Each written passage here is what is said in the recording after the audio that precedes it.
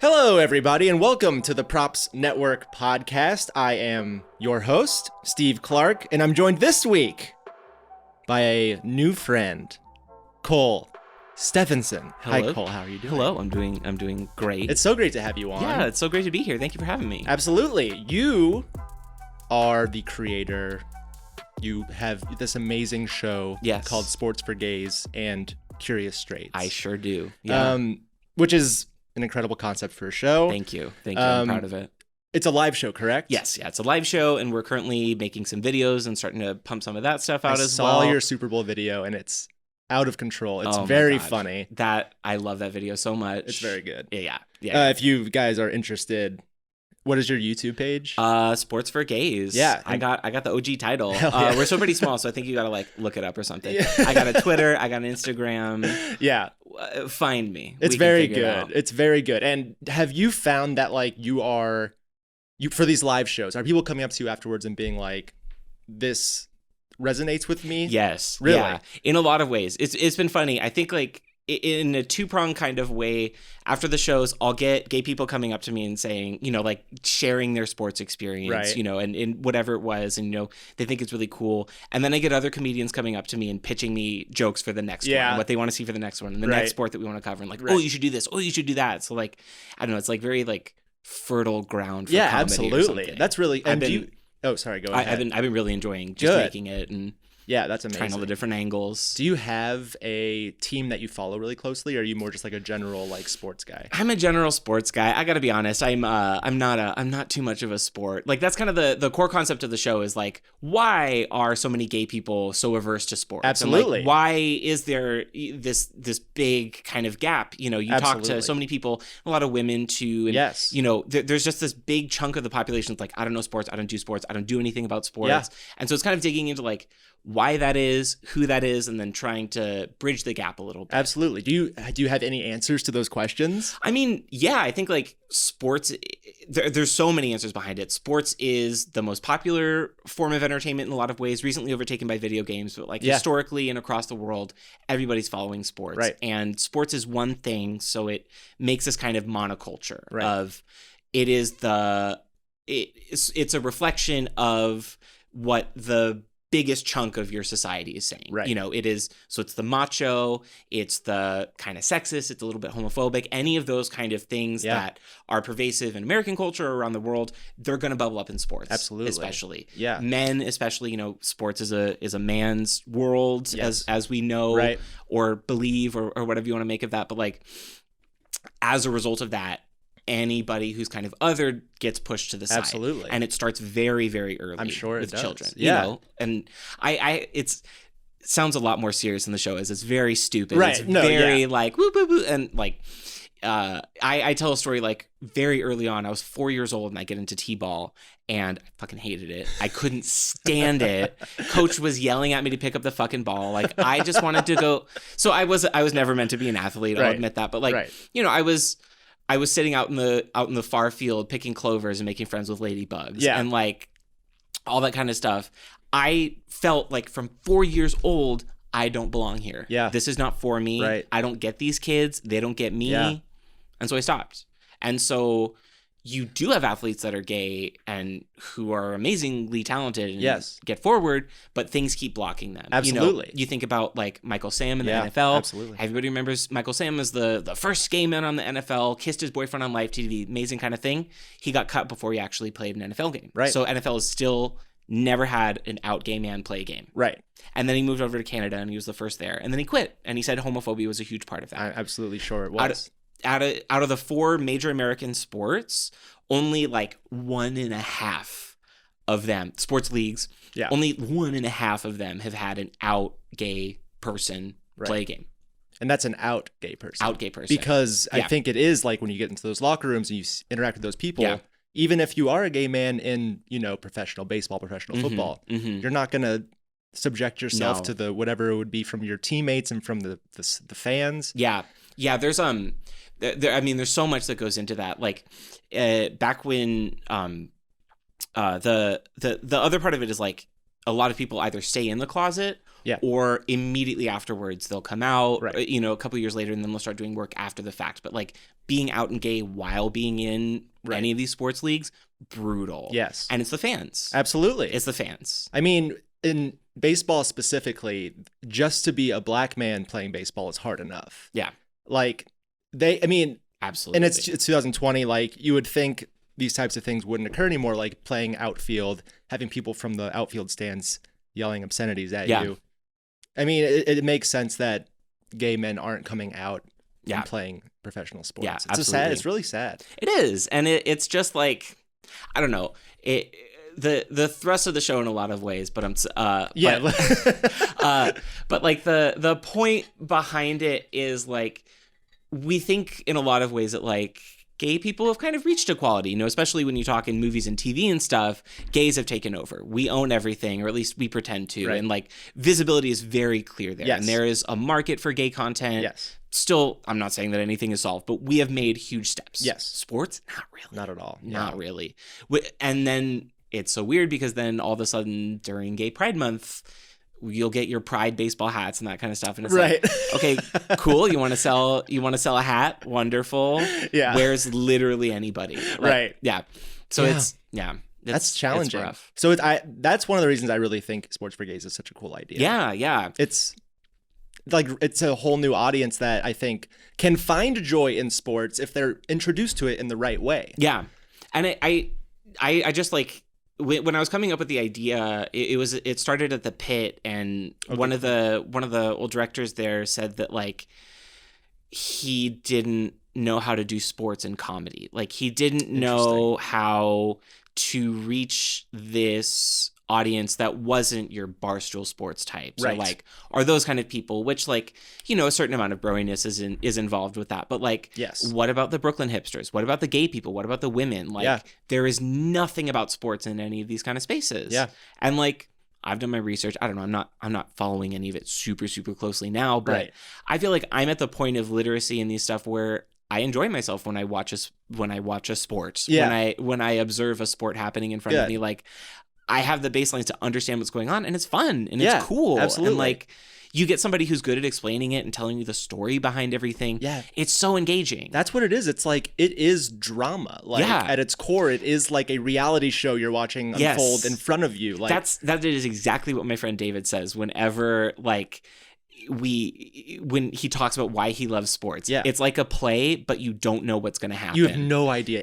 Literally anything can happen. And nobody knows what's going to happen. Nobody knows. And so it's so gripping because it's live and the story is being written as it happens. And for whatever reason, people attach themselves so closely to teams. So you live and die with so it's like if you're watching a TV show and you literally cried when your favorite character dies or doesn't get what it's the same thing. And there's that is so true, how attached people get and how invested they are in their team. When you're like, I don't know, it's like you're not doing anything, but grab on. Absolutely. You gain nothing from like I say this as like a diehard Cardinals fan, a diehard Rams fan. Like I grew up with these teams, and watching the Cardinals lose can ruin my day. And I know in my brain that it doesn't matter. Like there are 162 baseball games in a season. If they lose one game, it's not a huge deal, but it'll still ruin my day until I get to watch them win. Sports are insane. It is. It really is. It's crazy. And it's, I mean, not necessarily healthy. No, not. There's some kind of bleak things that can happen in the sports. Especially gambling, which is like the type of show we're talking. We're on a gambling show. Sports gambling is a dangerous endeavor. Oh, totally. Any kind of betting or anything like that. Because it just makes you more connected to the game. It puts more stakes on the game, something that you cannot control. You're putting all your like money, all of your everything into this thing that you have no control over. Have you watched some bleak moments in the sports betting world? Have you? So yes. So myself as a bettor, I am a casual bettor. Okay. I'll put $50 on something. That sounds like and that's healthy way to do it. The cap I'll put on it. So like, I'll be bummed out if I put two $50 bets on a NFL Sunday and I lose both. That's $100. I'm not a wealthy person. So, I get bummed out about that. Have you seen Uncut Gems? I have. So like that exists. Like that type of thing exists. Oh, that movie. It's like, yeah. So I mean, and here's the thing: sports gambling, if you look at it from a healthy perspective, is a really fun way to enjoy sports. Yeah. I think it should be legalized throughout the United States. I think that having like regulations put on it would help people be healthier about betting on sports. Yeah. What is the legality status right now? I feel like I remember something big just kind of happened, but so it is legal in like 5 states right now. They have like brick and mortar sports books, and they have online like gambling, like through an app or through a website. So currently in New York, you can't bet online. You can go to a casino, like you can go to Atlantic City and bet on something. But it's really like we're at the beginning stages right now. But hopefully in the next 10 years, the hope is that all 50 states are legal. They all have casinos. They all have sports books that you can bet with regulations. And like with taxes, like it's so much money that we like the country is not receiving by not regulating sports betting. The invisible economy, all the stuff that's going on behind the scenes. Very similar to legalizing marijuana and, all that stuff. So bring it out of the shadows. Yes, absolutely.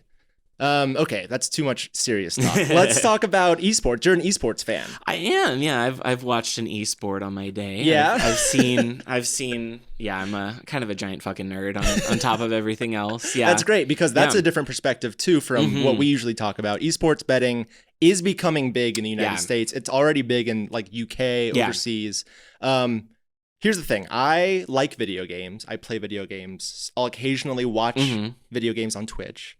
But for whatever reason, like esports hasn't connected to me as a product. Like I don't watch the tournaments. I don't follow teams. Yeah. So, and I'm a little older than the demographic. Maybe I'm 28, but I am just like a white dude. No, you're the demographic. I'm the demographic. You're the demographic. Yeah. So what is happening that it's not connecting with someone like me who does spend a lot of time online, who does enjoy video games? Like, is this a common thing where people our age aren't necessarily connecting to esports the way that you think? Yeah, I think so. I think there's still a kind of stigma against like just the concept of Twitch. I think a lot of people kind of turn their noses up at it. Right. There's a lot of attitudes about like, why would you watch somebody play a video game? Which, there are a lot of reasons for that. I think that like any game, it's interesting to watch the best of the best play it and to get into it.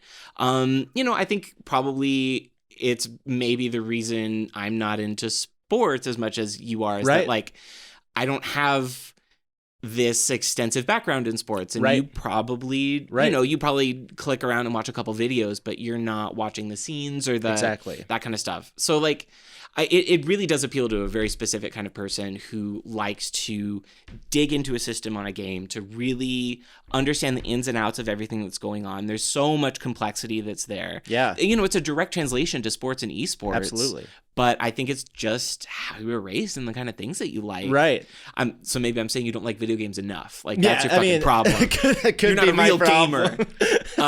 No, but I think so many people are not aware that it's a thing. I think that's a big problem as well. Yeah, truly. I mean, it's crazy that like it's one of those things that half of the population is like, oh, you're doing esport, like that's not a real sport. That's not a real sport. Yeah. You're playing video games. They these kind of people that just like can't accept that it's a real thing, and the other half that are just like doing it and spending, like Monster's like, cool, chill. I'm gonna go spend $12 million on advertising for these 14-year-olds because they're gonna buy my my soft drink. And like it's so funny that like people are like so against it and like trying to make a stance on it when the other people, it does not cross their ears. Like, it does not matter at all the outside opinion of it because it's just happening. Yeah, and absolutely. Especially people younger than us even. I think that's definitely true. Super into it. And that level of literacy is much higher. Yeah, like people who have grown up. Twitch launched in 2012, 2013? Yeah, probably something like that. So kids who are, 15 years old, who it's been around since they've had access to the internet, like that's their sports center. That's their whatever, Yeah, exactly. It's the Minecraft to what is it? Fortnite to esports pipeline. Right. Like they got caught early. Video games became everybody's culture in a certain sense. And now they're maturing, and now they're probably getting to the age, everybody's at a different age, but they're getting to the age where they can't play video games all the time. So now all of a sudden it becomes I want to watch at work, I want to watch at work, which I have done way too much of in my past. And they want a more kind of mature experience from it. They don't. There's a game that I really like, Dota 2, which has a really huge esports scene, which we'll talk about in a second. Yeah. But I can't really play the games. My computer's not really good enough. Oh, yeah. Joining a single game, you're signing yourself up for an hour, maybe 90 minutes of where you literally cannot get up and go to the bathroom because your teammates are going to yell at you and call you something horrible in Russian. Like, you have to be there the whole time. So, like, it's not feasible for me to play this game or actually be good enough for Russian people not to yell at me. But I can watch these teams who I now have been following for like 8 or 10 years. I think it's the international 8 or 9. I need to do my research. But it's been around a while now. Yeah, it's been around a while now. And now there are these teams and there are these players that have stories and kind of things. Like, it's really expanding. So there's so many interesting case studies because the difference with esports is there's no one esport. Right. Every single sport is an entirely different game. Right. Different rules, different characters, different mechanics. Yes. So a really big barrier that esports has right now is that it is not a good spectator sport. Interesting. I could show it to my grandma or my mom. They she would have not understand. No idea what the fuck was going on. Tell me I'm dumb. Ask me to change it to something else. Right. And there's not really a way to watch like a Dota 2 game or there's some card games that are pretty cool out there as well. Like Hearthstone. Like Hearthstone or Magic the Gatherings. They're doing some stuff and like, well, great. If I don't know every single thing of what this does, it means nothing to me. Yes. And so that's kind of like a limiting factor. So yes, some games handle that better than others. Right. Some games have really, really heavy support from their creators. Yes. As trying to brand this as an esport, as starting a business. Right. We saw that with Blizzard and Overwatch. Mm-hmm. They poured a ton of money into trying to establish the Overwatch League. You had different named teams. Yeah, they were all over the United States, right? In the United States, around the world. They were in Shanghai, and they had this really sophisticated, big system built up. Right. And they're still going on, but I would imagine the numbers probably aren't as good. Right. Because the other half of this coin is people get tired of stuff. Yeah. Video games is such a high trend kind of thing. There's no new football that's coming out. Absolutely.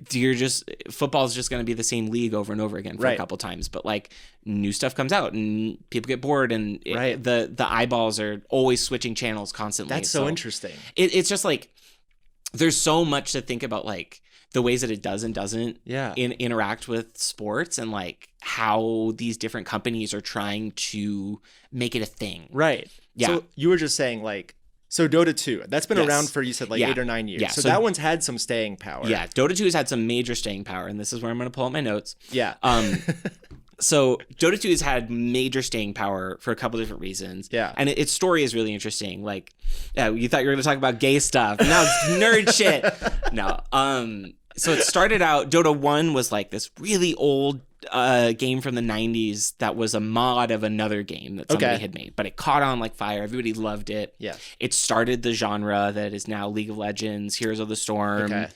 There's another one out there, like this style of video game is how it originated. Right. And then in 2010 maybe, the corporation Valve that made Portal and Half-Life and a lot of really famous games in like the early mid-thousands purchased Dota, the rights to it, and made a sequel that was like polished and nice and good to look at and like a solid, usable game that people could watch. Yeah.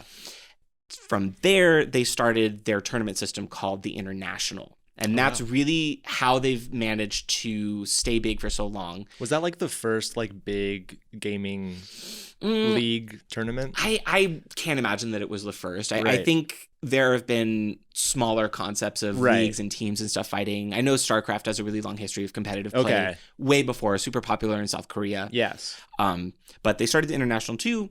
And I think a couple years into it, they had this genius system that is like, that keeps it a top 10 or whatever esport to this day, is this idea called the compendium.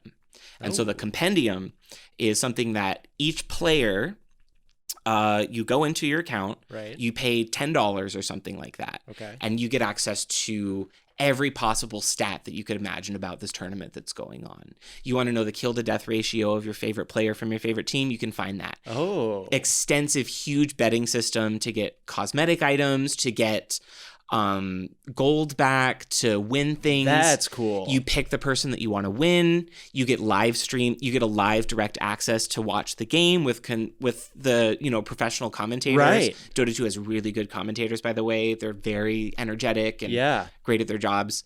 And part of that $10, I don't know, 60% of it, some percent of that goes directly into the prize pool for the tournament. Oh, wow. So year after year after year, Dota 2, the international, has the single largest prize pool out of any esport everywhere. Wow. Now, I want to ask you, how much... Okay. Dota 2, the international 2019, last year's tournament, how much was the total prize pool for the entire, So first place got a chunk of it. And yeah, first place gets a chunk, and then you get a smaller and smaller portion. I think top 16 walk away with some amount of money. Okay, I don't want to guess too big because that'll ruin your whole drama. Yeah, it won't be as exciting. I'm gonna guess it's a big number though. $3 million. Oh, bigger. $7 million. Bigger. 12 million. About 3 times that at $34 million. Yeah. And so I think the top team probably walks away with around half of that, I want to say. How many people are on a team? 5 people. So they're all coming away with $3 million? Yeah. I'm sure that there's some other stuff. Everybody's got a cut. Sure. Agents get a cut. Sure. And coaches and all those kind of And this people. is once a year? Once a year, yeah. And there are other tournaments that go on for substantially less money. But still, you can make a living, obviously. And so almost by virtue of that size of a prize alone, it has survived as an esport and watched the life and death of so many other games that people thought were going to take everything over because of this really smart system that they put in place. Yeah, that's amazing. Yeah, isn't it cool? So it's $10. How long does the tournament last? I think it's over a couple months. They have incredible. They have qualifiers, and then the actual the final tournament I think is about a week long. Wow. Yeah. And it's like, that's genius. Yeah. Yeah. Even to this day, I don't buy the compendium. Sorry, Valve, you have enough money. But I tune in, I watch it. I will still every single year come back and catch some games. I have teams that I like. I have players that I recognize and I know. Right. And so in Dota 2, I know it's a different game than a first person shooter. Yeah. Can you age out of playing a game like that? Totally. So how long do these people usually have a career? So that's such a good question because it really varies. So in the game, you have different roles that you can play. Oh, you can be a carry or a damage dealer, somebody who does all the killing. You can be somebody, and they call it 1 through 5. And you rate your players on how much money you're going to give to that player inside of the game. So your 1 player is going to be the person who kills the most, gets the most amount of money. Your 2 player, 3, your 4, your 5. So your 4s and your 5s are usually the coach or the captain, the person who doesn't require as much mechanical skill, but has a good strategic mind. Okay. Can call out plays, tell people what to do, move people around, do that kind of thing. Yeah. So for your carry players, that is a pretty hard cut. You don't see a lot of people passing 25 even from there. There have been there was a guy named Sumail a couple years ago, 17 years old. Monster this game. That sounds right. That's what I would expect. Yeah, because it's super young. Yeah. Super quick reaction time. Right. You gotta, you have to have incredible mechanical skill. Yeah. Which again brings into the question: is this a sport? Is this an esport? I don't know. However you want to define a sport, it's fine. But it's really hard, and even if you spend all your time doing it, you would never be as good as these people. Right. So that's something. Exactly. And so you get these whiz kids, 17, 19-year-olds doing that kind of stuff, and either they'll quit after they age out, or they will go the route of somebody like Puppy on Team Secret now, who I think he's pushing 40. He's mid-30s at the very least. But he's playing one of these 4 or 5 roles? Yeah, he's a 4 or 5. He's a support. And so he is calling out all these skills, and he's won the international at least once, maybe multiple times. I think he was the original winner on Team Na'Vi. God, I'm such a nerd. I love that. Yeah. And he, as a result, even now is seeing really great success because he has so much experience. He knows the game so deeply. Yeah. So, mileage may vary depending on how good you are and what role you're doing. That's incredible. That makes me want to watch. Yeah. Like, is there turnover with, so like if Puppy is playing on this team now, he's been on other teams in the past. Like, so they move around. Yeah, they move around. They'll move players. Coaches moving around, or leaders, captains, whatever you want to call it. Coaches are something different. They'll usually also have somebody with like, just like an NFL coach, huge ass binder of all of your different drafting options. Because part of Dota 2 is the first thing that you do is you draft a team. You pick people, there's you different ban roles people. and your characters and stuff. And so you have to, it's this thing that happens before the game where you have to like try and screw over your opponent and get the best combination of people. So they'll have a coach that has an entire full ass binder, just like an NFL binder situation, picking all those kinds of stuff. Yeah. And then you have the captain playing. So captains will move around not as much, but other players, they'll move around all the time. Sure. Wow. Yeah. That's really cool. Yeah. Isn't it? That's like really enticing to, but like at the same time, it's like, for whatever reason, you relating it so much to like what I know as sports makes me want to watch it because that's what I'm familiar with. Yeah. And it's the same kinds of things that I don't know. I guess I just like the aesthetics better. Like, there's like beautiful glowing women shooting like lasers, or like spiders, like eating people and stuff like that. And like, nobody's getting brain injuries. Though they are doing a shitload of Adderall. And, like, I'm sure there's other issues. Probably ruining their hands too. But like not CTE level stuff for sure. Arthritis for CTE. I would take arthritis over CTE. Carpal tunnel surgery is fine. Yeah. You're not gonna do some of the CTE kind of stuff that has happened to these poor men. Right. It's I find it really interesting. That is really cool. Yeah. I looked up some numbers on Twitch before I came here. Yeah. Twitch averages 1.5 million viewers at any given time. So anytime you get on Twitch, there are around 1.5 million people watching. And that games. does not, that's and an it goes average. Away. So imagine. I think the max was like 4 million people at once watching Twitch. Yeah. And so it's like this, it's this shadow, it's this divide from young people and old people where like older people aren't even aware the size and the scale and the amount of money that's going on over here. And everybody who's in it is like, this is esports. What are you talking about? Right. Like, it's the biggest thing. Duh. It's also a little scary because, playing video games is, you can't be not everyone can be the best, but everyone can play video games. Yeah. And when you grow up watching these Twitch streamers, it's kind of scary to think that these kids are like, I want to do that when I grow up. Yeah. It's similar to like, we both do comedy, similar trap that we fell into. But everybody's a comedian now. Jesus. Exactly. But like, the Twitch people that I will occasionally watch are not necessarily great at the game. They're just like a good personality. They're funny. They get along with they speak to their audience. It's interesting. It's like, there was like the YouTube generation, people who wanted to become YouTubers. And now I feel like it's switched more to, Twitch gamers. Yeah.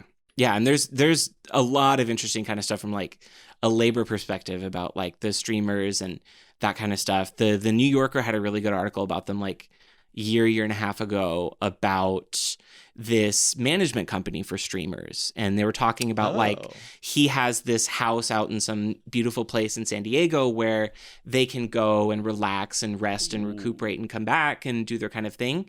He said for all of these famous people that he's had, not one of them has ever actually gone there because the way that Twitch functions, every day that you're off, you're losing subscribers and you might not get them back. It's like oh my god! It's like a bathtub with the drain pulled out, and every hour, every second that you're not streaming, or at least that's what these people are thinking. Right. You're losing money. You're losing fans. You're losing followers. God. So sure, they're playing video games for 10, 12 hours a day. Oh, don't feel bad for them and stuff. They are working, interacting with people who. That's the biggest work. Is not like, the biggest. Yeah. They're not the best people a lot of the time. Yeah. 12 hours a day, and they're working a lot, and they're not getting paid that well for it. Right. Same thing with the esports teams. There's a Forbes article. Look at me with my fucking articles. I'm so well so read. Well read. Oh my gosh. There's a Forbes article saying that like the top 5, I'm pulling these numbers out of nowhere, but the top 5 esports teams are collectively worth $2 billion. Wow. Was the estimation. I think something around like that. Right. But the actual people competing in the tournaments are all freelancers, often making less than minimum wage, no health insurance, no career future, any of this kind of stuff. And it's like, that's the price you pay for being an esports gamer or stuff like that. And it's like, this is a new growing thing and people deserve to be protected when they work. Right. And it's it's a new frontier. Absolutely. And it's beginning to gel into a real thing, but the future is really uncertain. And there's so many different approaches that the different people are taking at trying to do it. Have there been talks among gamers of any of these different games like Dota 2 or League of Legends of like unionizing, or forming an association to like bargain better? There is, I feel like I remember something, but it's certainly not super extensively talked about, which is sad. Like, it is sad. Seems like the next step if it's this big of a moneymaker. I feel like I do remember there was a case of one esports team protesting or something like. I can't remember though for sure, but it's certainly not frequently talked about. Right. And the thing about like, especially for a streamer, it's the same thing that you see in the entertainment industry or the comedy industry is like, thank God for SAG-AFTRA. Somebody's getting protected, not me, but at least something's in place. But like for comedians, imagine trying to set up a comedy union or something like that. The number of scabs that would immediately slip through and go up at every single venue that would take them. Same thing with streaming. There's going to be some asshole in who knows where who's willing to. They want to be famous. Not listen. Be famous. Yeah. Absolutely. Yeah. Oh boy. Okay. Speaking of unionizing and political stuff. Oh boy. We're recording this the day after Super Tuesday. We sure are. And I was up all night looking at the results. I wasn't. I gave up. I went to bed. Really? Yeah. So I distracted myself from like 8 o'clock to 10 o'clock because I knew that like I wouldn't be able to contain myself. So I went out and I did stuff. But when I came home from like 11 to 2 a.m., I was just like buried into my phone. Yeah. And upset. Like, we're not going to talk about how upset we are. We're going to talk about how this affects if you were to bet on the president, which is something that is very common. Yeah. A lot of people bet on who will win the presidential election. Irish betting websites. Yeah. So let me tell you the numbers right now. I looked this up at 11:30 a.m. on Wednesday, March 4th. God, and the Irish betting websites, they were right last time too. So, okay, you're going to be upset. I already am. It's fine. So here we go. This is according to William Hill, which has a UK and an American sports book. So as of 11:30 this morning, for the Democratic nomination, Joe Biden is minus 350, which means he's a pretty heavy favorite. Okay. And Bernie is plus 400, which means there's 4-1 odds that Bernie will win. There's really good odds that Joe Biden will win. Yeah, there's like fractional odds that he's going to win. Right. I mean, so that's where it is right now, and that's because of the fact that Biden took so many unexpected states last night. Yeah. But this is also before all of the California delegates come in. So, like, I don't know. They might have taken that into account, but that's where it stands right now. If you would have placed a bet prior to Super Tuesday, Bernie was like minus 200 and Biden was like plus 800. Like, it was like a complete shift because no one really expected what happened yesterday to happen. Yeah, it was really solid. It was across the board. Yeah, and this is me just speculating, but I think the reason is that like the polls that they were going off are based on young people who did not go vote yesterday. The turnout for young people was really bad yesterday. Really? Abysmal. And middle-aged white women showed up, right? Absolutely. That was what happened, right? That's what happens. They voted for Biden. Yes. That's what happens. That's what happens. It's our generation that does this every election. Yeah. But so that's where that's at. I personally will not be placing any bets on this because I feel sick to my stomach thinking about it. No, I don't want to contribute. I don't want to contribute to this. So to win the presidential election now, Trump is the favorite at minus 167. Yeah. Biden is plus 175, and Bernie's way up at plus 1200, which means they're not giving him great odds. Near impossibility. So, I mean, if you really want Bernie to win, and you're thinking, hey, I'll put money on Bernie so that if he wins, it's a double win for me, then go for it. But also keep in mind, you'll be losing money. I'm not gonna make that back. I don't know. Maybe I put $40 down, and that's my way of. Or if you want to hedge, you could put money on Trump winning. Absolutely. And then if not. he wins, you make money. I'm not speaking that into the universe. That is wrong. Yeah, I agree. If you're betting on the presidency, all of you viewers out there, fix yourself. Go bet on sports. That's what sports are for. Yeah, bet on sports. Not something that'll actually impact your life. Go buy a compendium. Dota's International's around the corner. It is a really big thing. It's something that's bet on every single election cycle. So there are 2 big states still left, Florida and New York. New York will probably go to Bernie. Florida will probably go to Biden. So, and I think after California rolls in, they'll be about even. So this, to me, like Bernie at plus 1,200, I think they're undervaluing him. I think he still does have a chance. Yeah. That's also probably my bias showing. Yeah. So that's what you want to be real. Don't bet with your heart. I'm not going to place a bet on this. So, but yeah, that's where it stands right now, the day after Super Tuesday. Obviously, keep monitoring. It's crazy how long just the Democratic election takes. Like, to find out who our nominee will take months. It's exhausting. And it gets longer every single year. Yeah. I remember back in 2016, I was listening to NPR or something, and people were like, well, it's 2015, so we're not talking about the primary races yet. It's like, oh, you have no idea the storm that is coming, you poor thing. Yeah. It's primary season for 6 years at a time. Yeah. Like, they're already running for 2024. Like, it's... Yeah. It's a nightmare. Everything's a nightmare. Yeah. It really is. It's like, it's very much a function of the media. Like, it really, this potato chip constant churn of they need to have a new take, new story, absolutely, new thing to happen, and it's just churning out shit even if we don't need it. Yes. And so, like, you see this with the Bernie thing. We literally don't know how many delegates everybody's going to get. Right. We still don't know. We don't have the numbers right now at 3:00. Right, the day after. Yeah, the day after. It'll take a week before we know. We do not know. Yeah. And yet, both Bernie and Biden have given victory speeches on it. Right. Every single delegate has been, like, declared. Every single person has been declared a winner, like, 4 times. Like, we're so jumping to make a take. Yes. You know, there's no sitting back and be like, let's see where this goes. Happens. Let's see where this goes. Right. So... Yeah. I pray, I have hope, I have faith. I'm you lighting though? A candle. No. I don't have any faith. I'm a fucking atheist. I don't know. It's out of my control. It's all out of our control. Go donate some money to a good candidate. Yes. Instead of betting, I would suggest donating money to your candidate of choice. So if Biden's our guy, whatever, that's fine. Pour your effort into a local election. Right. That's the thing. I keep looking at the camera. I feel like I'm on a reality TV Maybe show. a few people will watch the video of this, but yes, we have a camera set up in here. If you're listening to this on the podcast, Apple Podcast app, go to our YouTube channel. Yeah, absolutely. Props Network. Watch us talk. Yeah. We're both so handsome. Yeah. We're both wearing hats. Yeah. We kind of are. We look like white podcasters. That's what we are. Hey, sorry. But I'm gay, so that makes me special. Yeah, there you go. I wish I had something. You can just be gay. Oh, can I? Just choose. Oh, sure. Yeah. Yeah, I've heard that's how it works. Yeah. I chose. Okay, let's move on to something lighter than politics. Okay.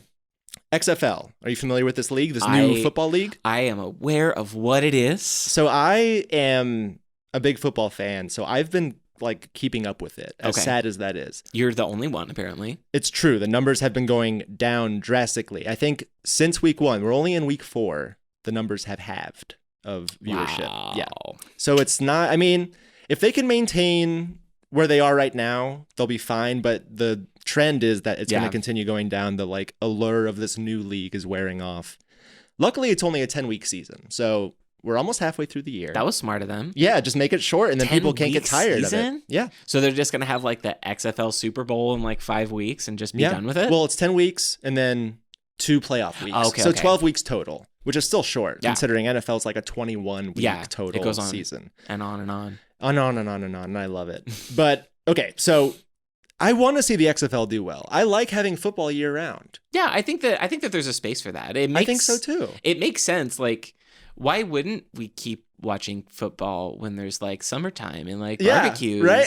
Like, this was one of those things before I didn't know anything about sports. I'm like, of course there's like football barbecues. No. Like, we're all going out in the summer, like watching our football. And it's like, no, football is only the bad months, and then it stops at the first hint of maybe it's going to get warm. Which is crazy because tailgating's such a big part of it. And yet 80% of the season takes place in the dead of winter. Yeah. Not that winter is real anymore. Sorry, back to the XFL. But it is strange. So I don't know. I feel like it totally makes sense, like from a business standpoint, that you would want to try and extend some other version of football for a longer period of time. Right. I just think Vince McMahon sucks, and like his motivations for doing the XFL are. At least what he said about Colin Kaepernick is not my favorite. Definitely not. Like the very first thing he released about the XFL was that no one will kneel. During an XFL game.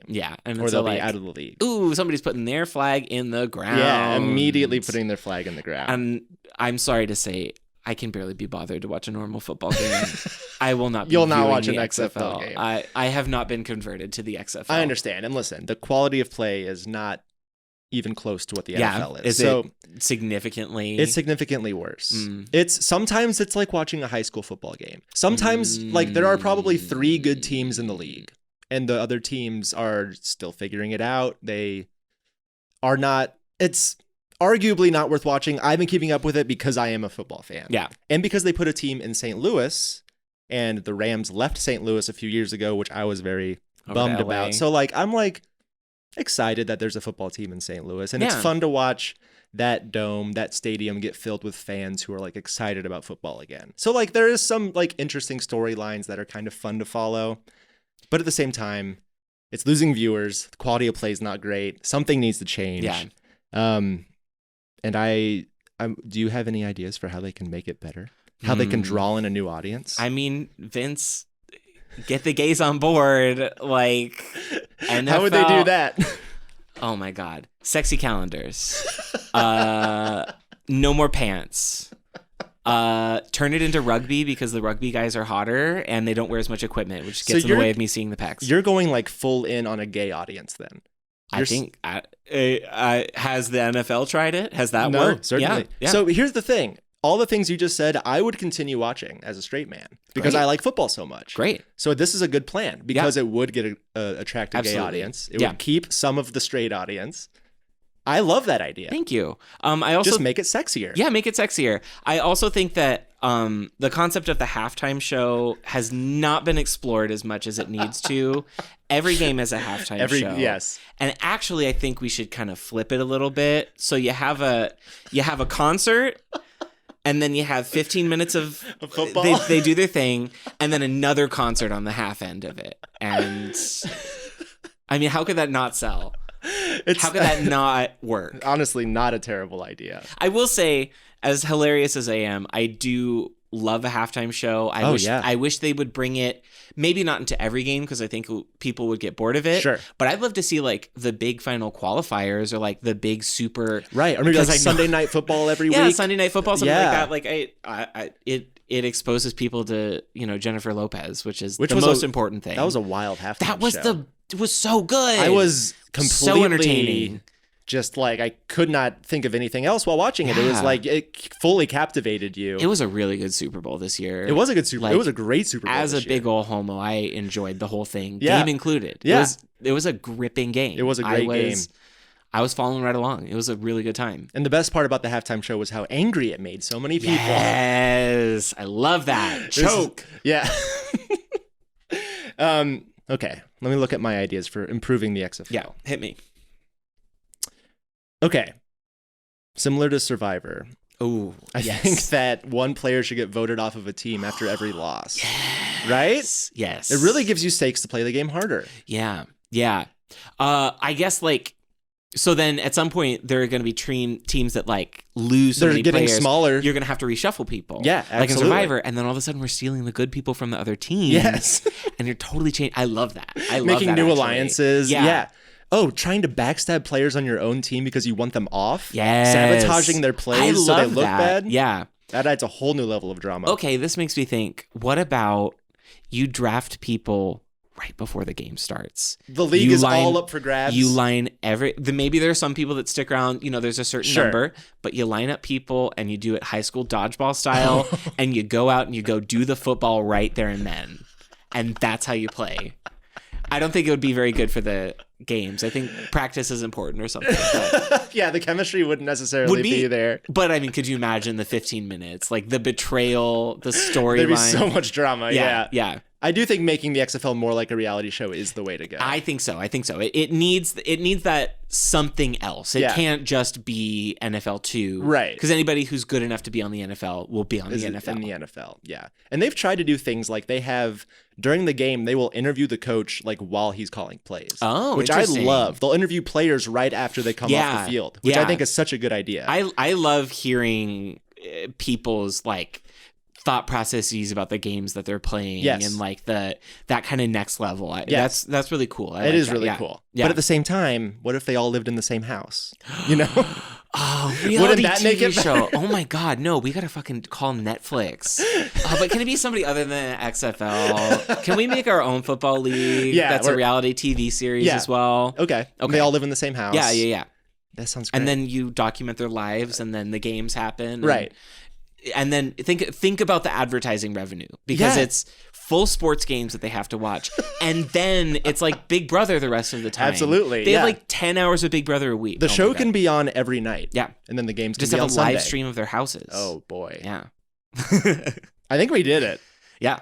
That's it. But Vince, don't do that, because I don't like you very much. And we don't want you to doesn't work out for you.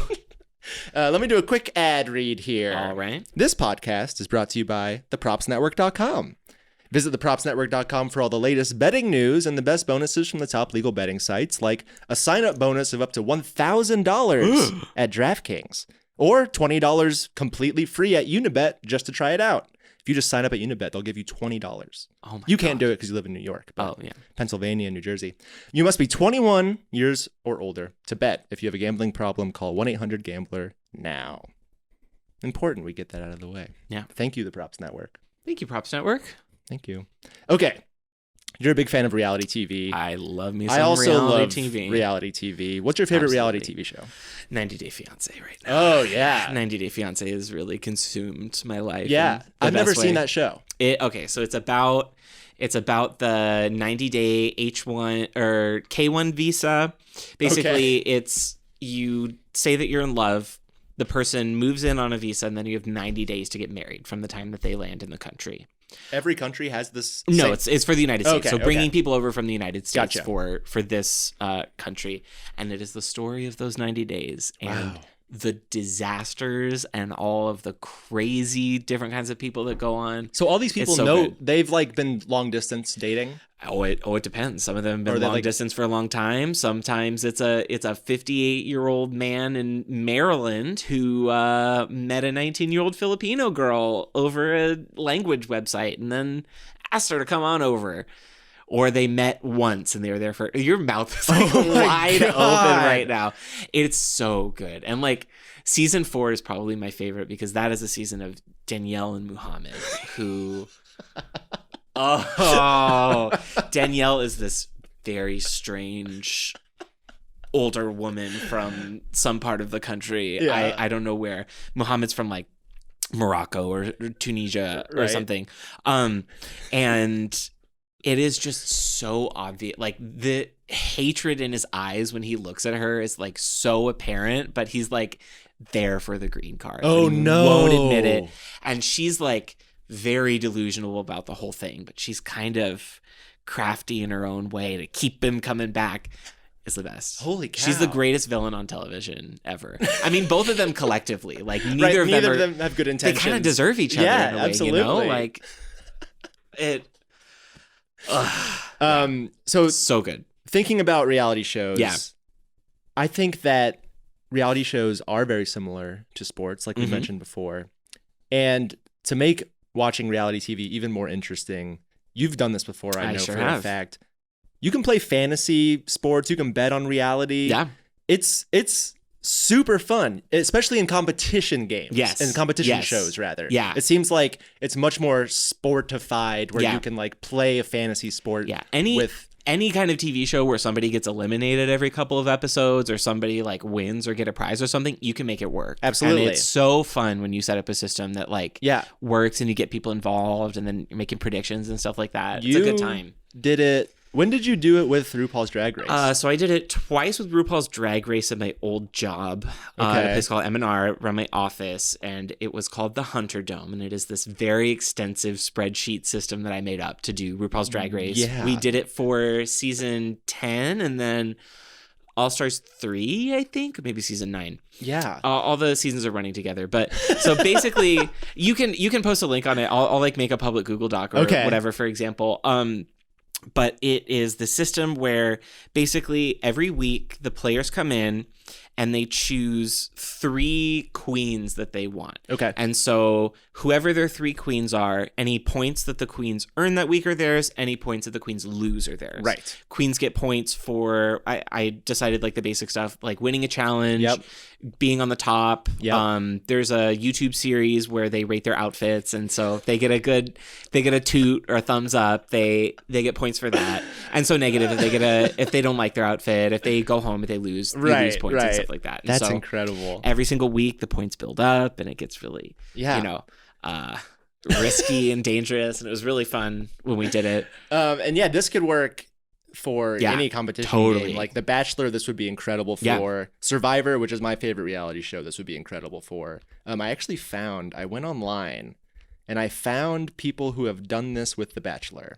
And they have a whole entire scoring system. My friend is running a Bachelor fantasy league right now. It's the great equalizer, making everything a competition. Yeah.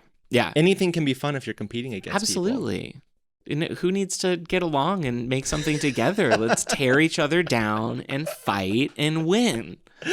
While I was digging around looking for this stuff, I found a sports book that lets you bet on celebrity deaths. Oh, isn't that terrible? Oof. I know. I won't say which sports book it is because it is like a really horrible thing. Yeah. But yeah, if I wanted to, I could have right then and there bet on if Betty White would live to 2021. Oh my God. I know, which I didn't do because I don't want to be cheering for someone to die. Because she's going to live forever. Yeah, absolutely. Wow, that's I know. Bleak. Yeah, so not all betting on entertainment is all fun and games. No, not always. Not all betting is ethical, but I think we kind of knew that. Yeah. So we both just watched Love is Blind. Yeah, we sure did. And, well, I've seen the whole thing. Yeah. You're in the middle right now. I'm in the middle of it right now, yeah. You're on the episode where they have met each other in person, right? Yeah, and so they met each other in person, and now they're kind of starting to go out into the world and, experience So they're in Mexico, going to Mexico right now, right? Yeah, some of them are going to Mexico. It's all kind of just happening, and all the drama is just starting. Yes. Very excited. So, spoiler, we're going to talk about this for a little bit. Spoil it for me. I'll spoil it for you. Yeah. If you're listening to this, I'll spoil it for you unless you turn the podcast off right now. But don't do that. Don't do it. Just listen, and then it'll be engaging. It'll be anyway. fine. Yeah. 6 couples. Okay. Came out of the pods together. Okay, and everybody else just kind of Everyone didn't happen else, for them. It didn't happen for them. That's good that there's an option to leave without it happening. Yeah. Be a little concerned. It's like, no, you gotta fucking stay here and pair up. It is like a really cruel show, I think. It's like heartbreaking. The experiment is definitely an experiment, but you're experimenting on real people. Yeah. And you're putting it on television for millions of people to watch. It's like a cruel concept. I find that so funny in this show that like they have all the stuff where like they talk to the families and everybody's like, this is so crazy that we're doing this. Like, this is so out of the ordinary. I can't believe that this is happening. Like, this is such a weird way to get into it. Like, is it going to work? And it's like, you're the show making this. Like, you were the one who decided to put these people through this. Like, you're not allowed to turn around and say like, whoa, it's crazy what these guys are doing, right? No, you're making them do this. Yes. This is the show. Yes. Like, it's truly wild. Yeah. And with this show being so insane, it brings the type of people who you would expect to be on a show like this. Yeah, absolutely. So personally, I don't like anyone. I think I like, I forget their names. It's I'm sure I know this. The tech guy. Cameron and Lauren, I think so. The interracial right? couple. Yes. I like, at least what I've seen of them. Yes. I believe in their story. Okay. I was very convinced. Yeah. I liked what they had going on. Yeah. It seemed like they had a strong kind of thing. Okay, cool. I was won over by their love story. I think they're definitely the best couple of the bunch. Yeah. What I will say, and you'll see this more as you watch it more, Lauren never really looks comfortable with Cam. He is like very clearly in love with her. And maybe this is just her being shy because she's on television. She's being filmed like with these very intimate moments, but she always kind of seems like she's a little hesitation, which is understandable. She's known this man for 4 weeks, and they're like about to get married. So okay, let's go through the couples. Why would you have the marriage component? I mean, because it's great drama. No, but like this show is the dating game from the 60s and 70s, but instead of going on a date, you literally get married. Yeah. That's the whole show. And they say us gays are ruining the sanctity of marriage. Like, how do you feel about this though, for real? Like, it makes me a little bit mad, you know, that like people are blaming like gay. I guess I haven't heard that argument in a while, but I'm sure it's still out there. Of, absolutely. Like, you know, gay people kind of cheapening marriage and stuff like that. And then straight people turn around and do stuff like this. Yes. Are you serious? Seriously. And like, it is just like, I see so much of this stuff from like a little bit of a different perspective. Like, it is such a heterosis normative way of doing a dating show because everybody's got to be straight. It's got to be men, got to be women. Right. That, those parts go together. So there goes every single type of queer person that's just not part of this experience that isn't bisexual. Right. And they do actually have a guy who was bisexual and who's very tortured. And I hesitate to see where his story goes. Yes. They do have an ex-bi or something person on there, which is great, and I'm sure they're going to handle it wonderfully. But it is one of those things that's like, I couldn't be on the show, Yeah. And I guess like you could invent some kind of system where it's a bunch of gay men and none of the gay men get to see each other. Yeah. Which I think would actually be more poignant. I would love that. I think it'd be very engaging if nobody could see each other, because at least from my perspective, gay culture is so image focused and it is so this really cutthroat competition kind of outlook on dating. Interesting. I see that a lot. And then there's this like poly kind of component. Right. I think Love is Blind would be very interesting from like a gay perspective. I agree. And if none of the people on the show could interact with each other. Like the fact that the men were all hanging out and the women were all hanging out, like the men being in a room full of men, none of them are ugly. Like nobody on the show was ugly, which I was super bummed about. Which is kind of defeats the purpose of the show. The funniest part of the show, every single person is hot. Everyone's attractive. Everyone's like a 7 or more or higher. Like, and then so these men being in a room with other good-looking men, these women being in a room with other good-looking women, they know that the people they're talking to are probably not going to be hideous. It's like I don't know. He's gonna be fine. Like, he'll be fine. Reality he'll TV be fine. Hot. Like they decided that it was fine for him to be on camera for this number of weeks. Yeah. Like they're not gonna pick a total uggo. Yes. Sorry. Yeah. Totally. But I would love if they did. Yeah. Just throw in a couple. But God, then could you imagine like how horrible it would be? It would be like to pull down the curtain or whatever and be like, yuck. That's some people would. Absolutely, they would. Some people would. Well, like as you continue watching, you'll see that people talk like that a little bit as they get to know the person. Yeah. Okay, let's go through these couples. I just want to see what you think will happen with them. So we just talked about Lauren and Cameron. You like them. I'm rooting for them. I hope they stay together. You think they will get married at the end of the show? Oh, that's a hard question. Is there an option to say that they're not, like, that they're going to, like, wait it out and see and keep going? Or So I will tell you that none of the couples do what I would assume is the logical thing and say, hey, let's just keep dating. Oh, okay. None of the couples do that. So they make a decision. All the couples make a decision. You know what? Sure. I'm going to say yes, they do make it through. Okay. Yes, you're right. Yay. Okay, cool. They get married at the end of the show. I'm somewhat glad. I don't really endorse the whole thing that they're doing. Right. But in the circumstances, I'm glad it works out for them. Right. Because they seem like decent people individually. I agree. That guy, he's so hot. He's like... So here's the thing. I think that couple has the most attractive guy and the most attractive woman. She's beautiful. Yeah. Like, how did that work out? And he's like a AI engineer and a part-time firefighter. He looks like he's like 6'4", and he's got a perfect smile. It's absurd. Full head of hair, full beard, just die. Oh my God. So yes, I'm happy for them. Yes. I'm glad that everything worked out for the hot people. Yes. So there was an interesting thing with them about the fact that they are an interracial couple. Like, yeah. I'm sure that comes up. She is like very concerned about it. He's not concerned about it, obviously, as you would expect. I'll just let you watch. I saw clips about the parents. It seems like the parents. The dad, is a little. It's nice though. They're my favorite couple as well. I will agree. But I do have reservations of if they will actually make it. I mean, at this point, if I'm a betting man, I'm not betting on any of these couples making it. Making it 5 years out. No. No. So I've been engaged. I'm engaged. Yeah. In real life. I've been dating my girl. Thank you so much. I've been dating my fiance for 7 years. Wow. Yeah. And like, I wasn't like sold on marriage until like, a few years in. Yeah. And then I waited longer because I couldn't afford a wedding ring. Like a sane human being who does things. Because I wanted to like have my life in order before I got married. And so did she. I mean, just on the function of weddings are gigantically fucking expensive. It's a nightmare. Oh, I actually talked about this on the last episode of this podcast. I heard, yeah. It's a disaster. Yeah, it's so stressful. So like the fact that the show, you'll see the show kind of puts together the wedding for them. Oh. So like if these people had to plan a wedding together after spending 3 weeks together, then none of them would have made it. No. They do have to do that on 90 Day Fiancé though. So that's they do incredible. Put weddings together in like 30 days and stuff. Oh my God, there's a disaster from last season. She didn't tell her parents until like the week before it was happening. So much. And they were like one of the better couples that season. Right. Yeah. That's crazy. Tell me the other couples. Yes. Okay.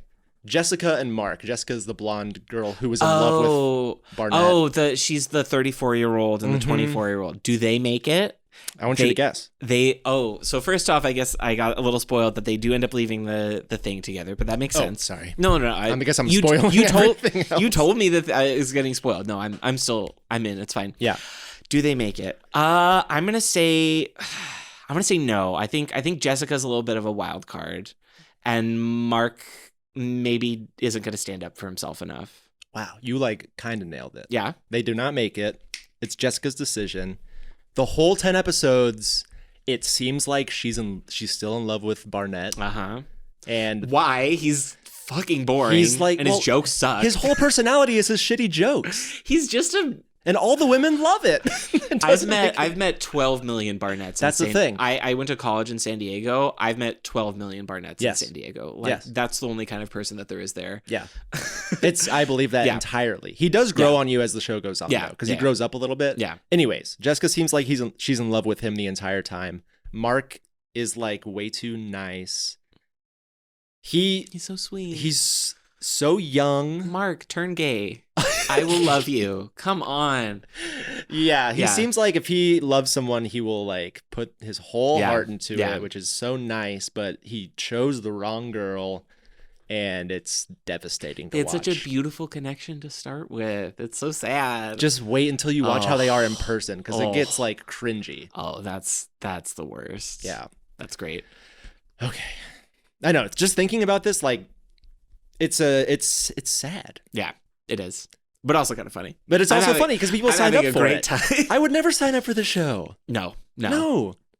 Here's also the thing. I feel send me the budget. Send me like the breakdown. What do I get paid per episode? Yeah.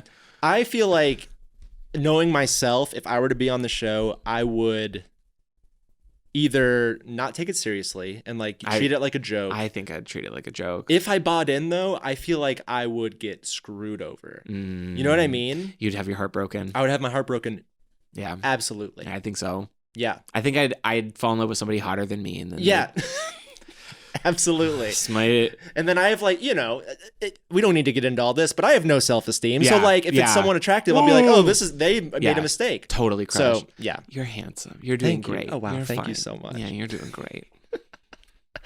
Okay. Giannini and Damien. So I think that relationship is just kind of blossoming in the episode that I stopped halfway through. Giannini strikes me as a disaster, as kind of, some kind of loopy space princess a little bit, something going on there. I can't imagine that one sticks through. You're right. You did it again. Wow, I'm 3 for 3. Are you counting? You are 3 for 3. I should bet on this. You should, somehow, even though they all, Damien seemed like a prince in the pods. Yeah. Like he was like saying all the right things. When they get out of the pods. Which one? What does he look like? He's red hair. Oh.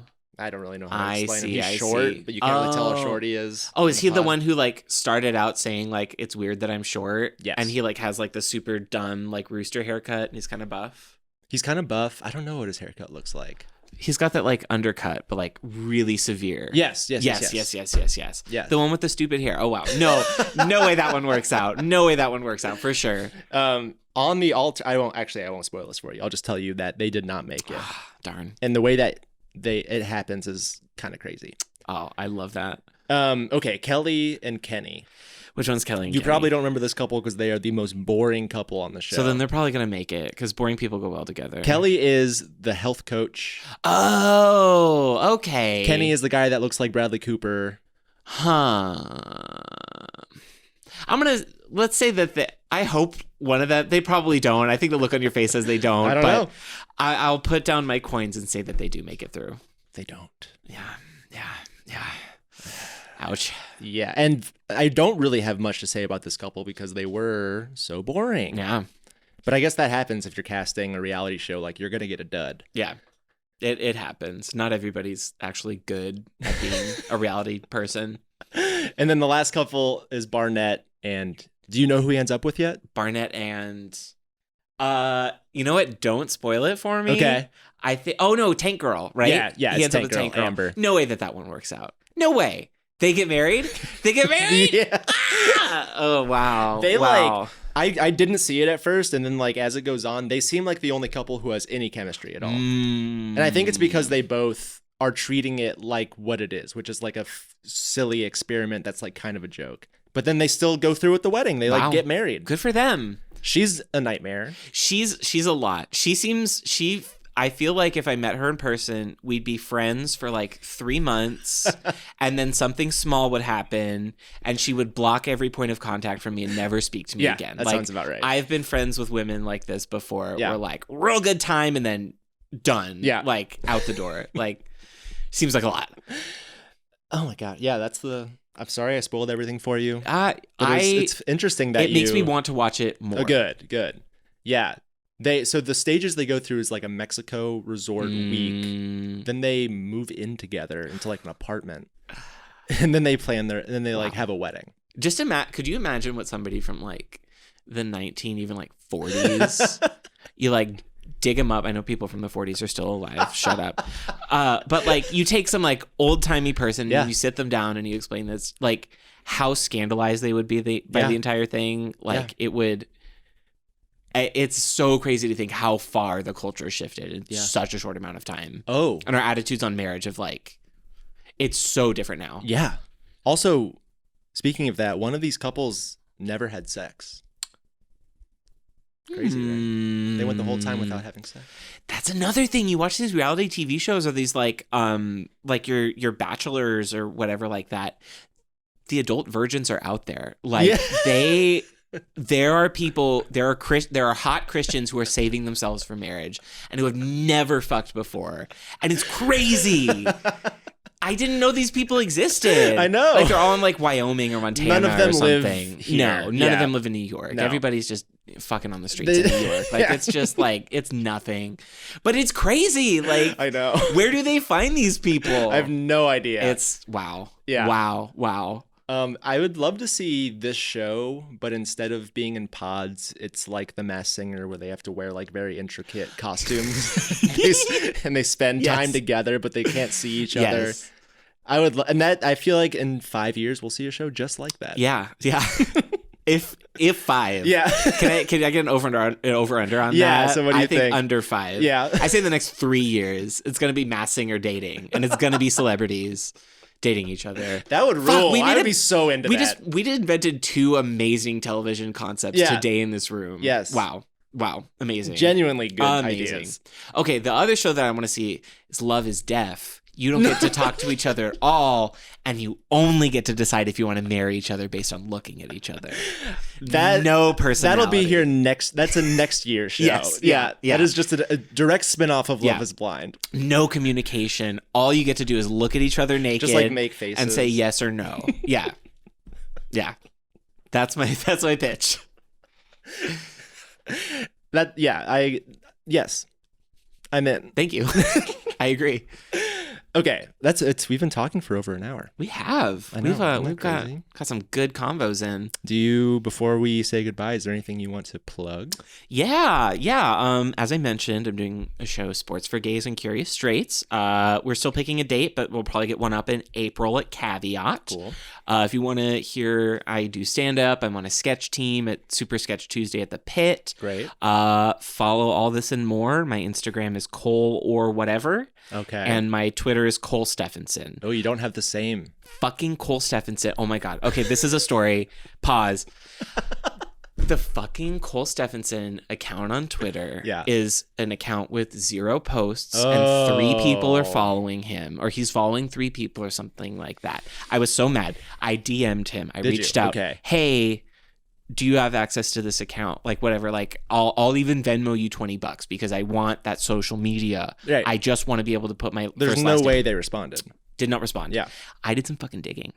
I looked through the accounts that he was following. Okay. And the accounts that were following him. And I found one that overlapped. And it was this guy, Connor or something. Sure. He's into fishing. And so he's like active on the website. He posts all his fish or something like that. I reach out to him. I say, hey, this is really weird. Do you know somebody named Cole Steffensen? Right. Can I reach this person? I will Venmo him $20 to just change the name on the account. 3 seconds, press save, nothing like that. Fucking Cole Steffensen is a 13-year-old little piss baby who does not have access to the account anymore. And he said, and basically this guy was like, yeah, he's 13. I can't fucking make him do it. He doesn't give a shit. It's fucking like Twitter should be able to do something. No, please don't. Everybody listening to this, reach out to Twitter. No, the Instagram is the one that's the problem. Reach out to Instagram. Yeah, reach out to Instagram. Tell them to purge this account. I have written proof. I sent a support ticket through Facebook ads because I thought, hey, if I run ads on Facebook, owned by the same company, I got the money. I've spent stuff on there before, just a little bit, but like maybe get something going. Nothing. Oh, nothing that they can do for me. So I have to wait until it automatically gets shut down, and like who knows when that will be. Yeah. I'm one of those losers that has numbers on his handle. I see. The other elegant solution is a lot of the time is people will do like an underscore, like right. a tasteful underscore in some spaces. I'm thinking about it. It's just my name is so fucking long and it's like already so hard to spell. Right. Like, yeah. I need to make it easy for the people. These are the problems we face. So Cole Steffensen in some backwoods, Minnesota or some shit, delete your account. That's all I have to say. Please do not flood this child or his uncle who is so kind and generous to try and reach out and help me. Yeah. Please don't let them know that this exists. Yeah, I think we'll be okay. But except if you are Cole Steffensen. If you're Cole Steffensen and you're talking to me, I need you to respond to my DM. That offer for $20 Venmo is still on. Solid deal. For a 13-year-old, that'll buy you a lot of $1,000. Yes. Fortnights. Yeah. You know, it'll buy yourself a new skin or something. That's all that they're into. Loot boxes. I don't know. I'm there. Please. I have the website. I have the Twitter. I made a fucking TikTok, even though I don't look at TikTok. Oh, wow. I made a TikTok with my name on it. Have you made a bite? No. You know what Bite I'm is? exhausted just at the question. What is Bite? It's the new Vine. TikTok is a new Vine. Well, the creator of Vine. It's the V2 thing. Yes. We'll see. We'll see. I'm still sad about Vine dying. I know. It was so good. Well, Vine died.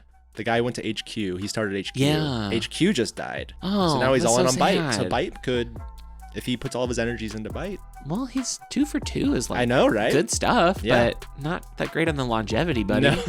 Learn how to pick a team. Can't do everything yourself. Okay, we really have to go. Okay. Cole, thank you so much for joining me. Thank you so much. This was lovely. And to all the listeners, thank you for listening. And I'll talk to you guys again next week. Goodbye, camera. Bye.